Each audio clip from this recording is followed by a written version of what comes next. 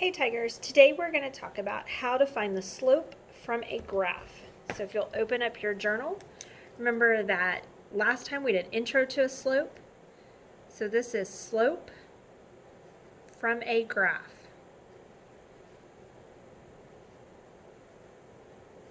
This will be page 16 in your journal.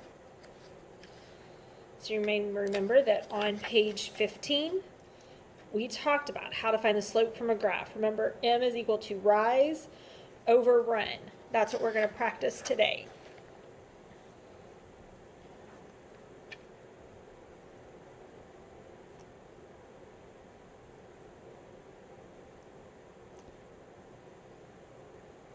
All right, and I have uploaded these little graphs into the Canvas module if you want them. They're not imperative. You can absolutely draw this, but I just didn't want you to have to guess where the lines were on things that I was drawing for you. So for our first one, let's just do a quick reminder that when we're talking about slope from a graph, our m is equal to our rise, which is how far up we go, compared to our run, how far across we go.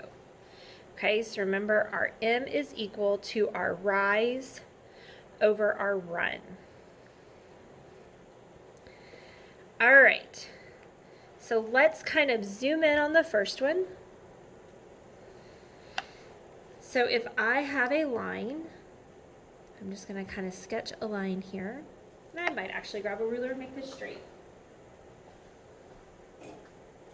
If you don't want to go through the complete effort of a ruler, you do not have to. But I am trying to make these as perfect for y'all since you have to see them and look at them as I can. All right, so I have my line. It got a little bit wonky, but it's not bad. So if these were numbered 1, 2, 3, 4, and going up 1, 2, 3, 4,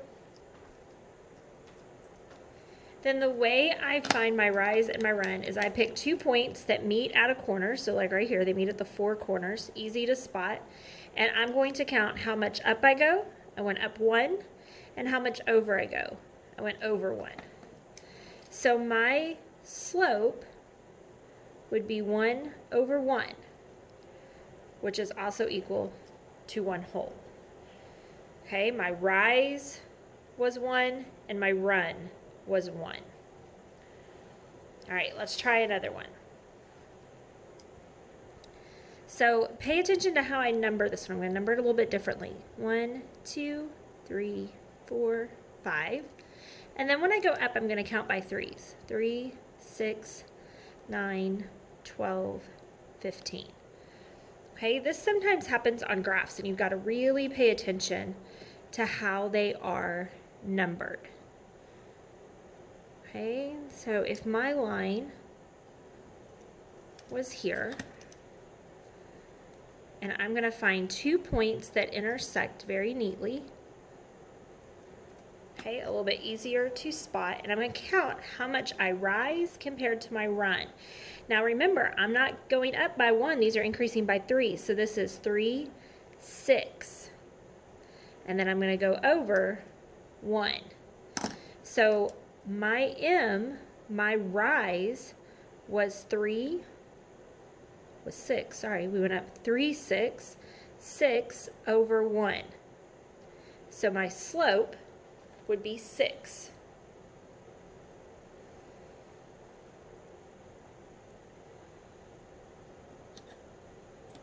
Okay, so let's look at another one. So I can get that in the camera shot nice and neatly. All right. So for this one, I'm going to number it normal. So I'm just numbering, counting by 1s.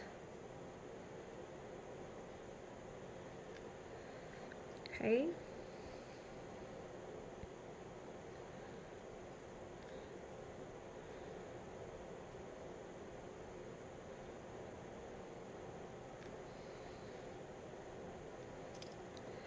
Okay, and I'm just going to kind of connect. Try to get my line as straight as I can. I have tape up here so it gets a little fuzzy up at the top. All right, so I'm counting by ones again. So 1, 2, 1. So for this one, my rise is 2 over 1, which is equal to 2.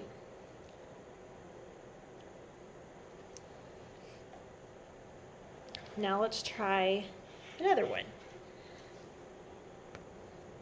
Okay, so I'm going to count by twos. So 2, 4, 6, 8, 10, 2, 4, 6, 8, 10. Okay, and if I had 2 points, and notice this time my line's going to go the other way.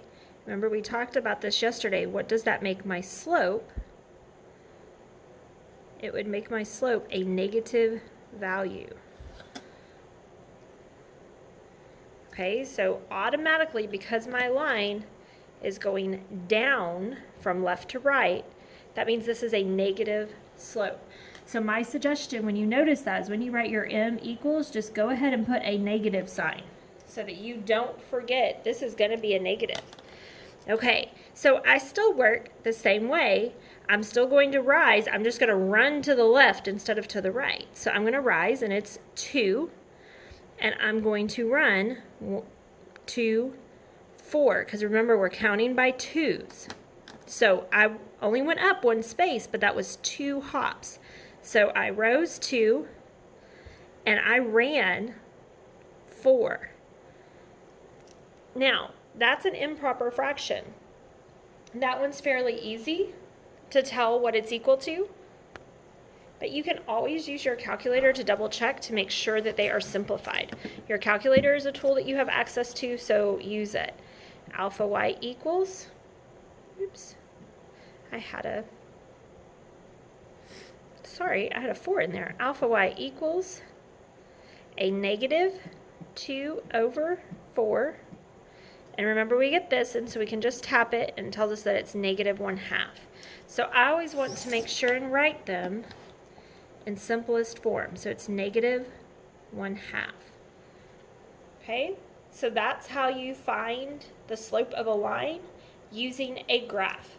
You have an assignment in IXL to complete and 2 questions at the end of this video. So answer your 2 questions at the end of the video and then head over to IXL and get your lesson done for the day.